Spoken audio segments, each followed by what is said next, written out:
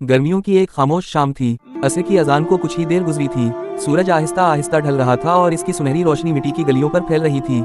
ठंडी हवा के हल्के झोंके चल रहे थे।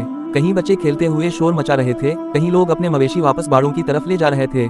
पूरे गांव में कुर्बानी के गोश्त पकने की खुशबू फैली हुई थी, जो हर घर से उठती महसूस हो रही थी। उसी शाम गांव के बुजुर्ग और नेक दिल इमाम साहब आहिस्ता आहिस्ता कदम उठाते हुए गांव की एक छोटी सी दुकान पर पहुंचे। दुकान पर मामूल से ज्यादा रश था। कोई चीनी खरीद रहा था, कोई मसाले, कोई बर्फ मांग रहा था।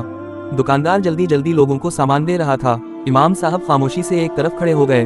उसी दौरान उनकी नजर एक शख्स पर पड़ी जो चंद सब्जियां, थोड़ी सी दाल और मामूली सा राशन खरीद रहा था।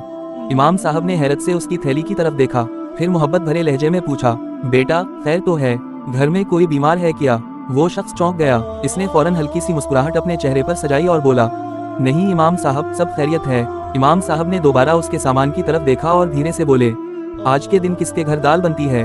पूरे गांव में तो हर घर से गोश्त की खुशबू आ रही होगी। ये सुनते ही उस शख्स के चेहरे की मुस्कुराहट जैसे टूट गई। उसने नजरें झुका लें, चंद लम्हे खामोश रहा, फिर भारी आवाज में बोला, इमाम साहब, सुबह से शाम हो गई, बच्चे भी इंतजार करते रहे कि शायद किसी के घर से कुर्बानी का गोश्त आ जाएगा, मगर पूरे गांव में 700 के करीब घर हैं और अभी तक हमारे दरवाजे पर कोई नहीं आया। अब मजबूरा दाल ले जा रहा हूँ ताकि बच्चे भूखे ना सोएं। ये अल्फाज सुनते ही जैसे वक्त थम सा गया। दुकान पर खड़े लोग खामोश हो गए। कुछ ने नजरें झुका लें, कुछ ने नजरें चरा लें। इमाम साहब चंद लम्हे उस शख्स को देखते रहे। उनकी आंखों में नमी उतर आई। इन्होंने फौरन उस शख्स का हाथ पकड़ा और शफकत से कहा, चलो मेरे साथ। वो उसे अपने घर ले गए।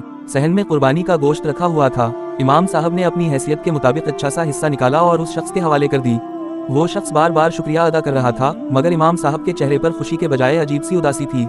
शायद इसलिए कि 700 घरों वाले उस गांव में एक घर ऐसा भी था जहां बच्चे सिर्फ दूसरों के घरों से आने वाली खुशबुओं से अंदाजा लगा रहे थे कि आज ईद है। उस दिन इमाम साहब ने एक ऐसी बात कही जो सुनने वालों के दिलों में हमेशा के लिए उतर गई। कुर्बानी सिर्फ जानवर ज़बह करने का नाम नहीं, कुर्बानी तब मुकम्मल होती है जब तुम्हारे आसपास कोई भूखा ना रह जाए।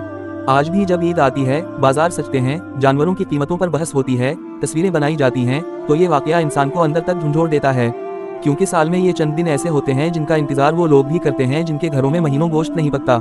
और अगर हमारे होते हुए भी उनके चूल्हे खाली रह जाएं, तो फिर सिर्फ जानवर ज़बह होते हैं, कुर्बानी अदा नहीं होती।